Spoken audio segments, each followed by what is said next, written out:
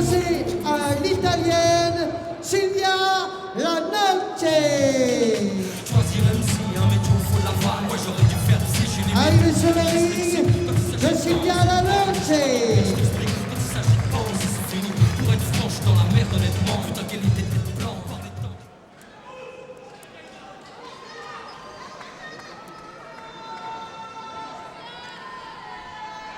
Kaina Ayrouch face à Silvia Lanotte, combat féminin chez les moins de 51 kilos, pardon. C'est la catégorie 48 kilos, 51 kilos. Donc chez les dames, Italie-France avec Kaina Ayrouch, une femme expérimentée, championne de France féminine cette année, face à Silvia Lanotte, qui elle a beaucoup évolué sur la scène internationale, Jaffar, qui est donc une véritable cliente. Cliente qui est championne du monde en titre 2003. Elle a battu l'année dernière une Française en finale. C'est aussi une transfuge de l'assaut. Elle a travaillé en assaut d'abord. Elle était d'ailleurs vice-championne du monde en 2001. Voilà, un petit coup dans l'entrejambe. Donc on va arrêter. On va laisser récupérer.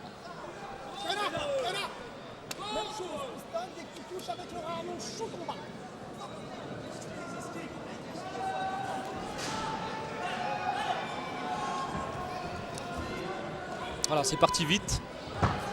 Travail de jambes, travail de poing. On l'a vu tout à l'heure. Stop de l'arbitre, on écoute.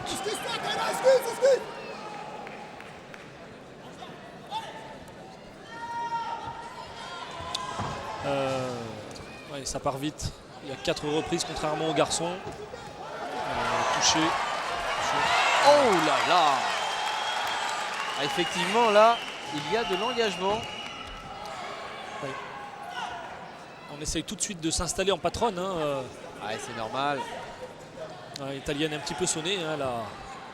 Après, elle est tombée 2 fois, mais elle fait un bon travail. Décalage fouetté extérieur. Kaina Ayrouch qui sait et qui savait depuis plusieurs mois que cette femme, Silvia Lanotte, était une redoutable combattante, et donc elle s'est préparée de façon très dure. Elle s'est entraînée pour cette finale. Oui, à l'Athletic Club de Bobigny avec son coach Gemri Jaffar, un homme d'expérience. Et ce soir dans son coin, il y a aussi Victor Sebastio, qui est le préparateur physique de l'équipe de France féminine de savate boxe française. Victor Sebastio qui vient de publier un livre, La préparation physique en savate boxe française. Le carnet d'entraînement, c'est très bien documenté, très bien fait. Et c'est aux éditions Chiron. Je vous le recommande, que vous soyez femme ou homme. La fin de la première reprise. C'est très bien. Kaina, avant toute chose, avant de continuer, quand tu te dis stop, c'est stop. Voilà, travail chassé de la française. C'est bien, Voilà, chassé encore. Et ici, l'italienne qui en perd les appuis. Si tu rentres comme ce qu'on avait travaillé sur le dos, elle va passer. Ouais, on a chassé frontal. Enchaînement fouetté au corps. Quand tu l'as baissé, arrête de faire la tête de mille. Tu vas pas au contact comme ça, tu t'énerves. Donc là on a travaillé au point de la française avec une sortie un petit peu désordonnée.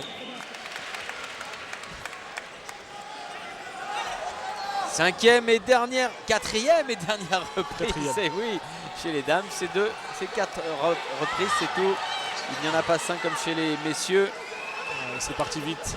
Ouais, très vite, avec sur le visage de Silvia Lanotte un air extrêmement farouche. Elle sait qu'elle a un peu de retard de toute façon dans ce match. Voilà, mais elle a rééquilibré un petit peu le match, la reprise précédente, puisque la française a pris un avertissement. Oui, et puis elle a marqué de beaux contres aussi, Silvia Lanotte. Et là, elle continue son bon travail. Voilà, elle touche. Ouais. Si la française veut garder l'avantage, il n'y a pas de secret. C'est le travail en jambes, voilà, comme elle fait là. Ouais, joli. Envers tournant.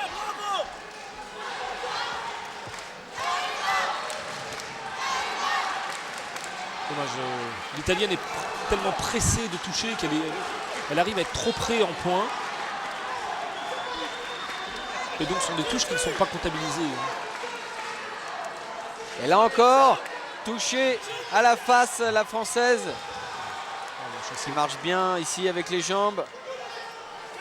Silvia Lanotte, l'italienne, qui met vraiment toute son énergie, tout ce qui lui reste pour cette fin de championnat d'Europe des poids mouches, moins de 51 kilos. Beau fouetté, beau contre en point.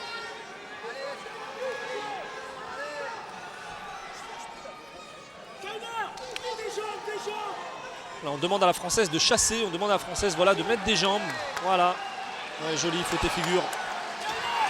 L'italienne qui est en train de prendre ce dernier round. Ah, l'énergie. À l'énergie.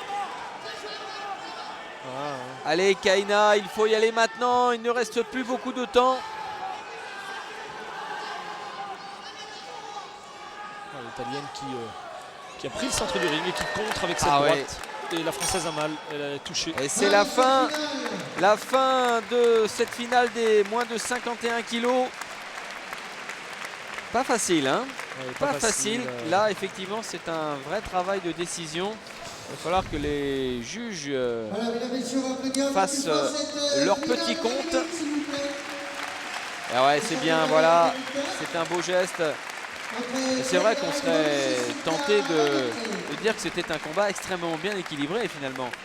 À l'avantage de Kaina Airouche au départ et puis finalement à l'avantage de son adversaire sur la fin. Alors maintenant, on va laisser les juges faire leur travail. On va attendre le résultat. Il y a eu quand même sur l'ensemble du combat beaucoup plus d'enchaînement pied-point, point-pied hein, de la française. Hein. Donc c'est ce qui prime, hein, Jean-Paul, hein, je le rappelle, les enchaînements. Ah, il y a eu un avertissement des deux côtés, alors là aussi c'est l'équilibre. Fouetté figure d'italienne. Allez, la décision va être rendue maintenant.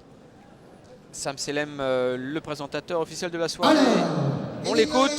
Donc championne d'Europe par décision du délégué officiel. Oh. Kaina Airouche. Et c'est donc, vous l'avez dit Jafar, hein, Kaina Airouche qui remporte le titre européen 2004. C'est vrai, elle a été plus complète dans les enchaînements et ça compte énormément.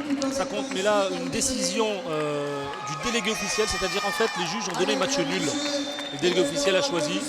Il avait un penchant pour la française, mais c'était serré. Alors on peut applaudir l'italienne. Ah, elle est déçue, Silvia Lanotte, c'est certain. Et qu'elle se console, le match avait été déclaré nul.